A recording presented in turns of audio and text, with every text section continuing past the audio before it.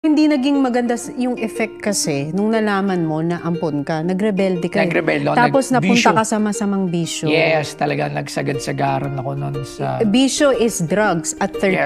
Yes. Ay, naku po, andyan na lahat ng miserableng naranasan ko sa buhay ko. Ang effect nun is kwentuhan, hanggang dumating na yung punto na di na ako nauwi ng bahay. Hindi na ako nag-aaral. Kick-out ako lahat ng school sa Cavite. Actually, ilang school. Bakit notorious ka, ganon? Sobra. Ang natapos ko lang talaga is grade 6. Yes. Hindi ka nag-high school? Nag-high school ako first year.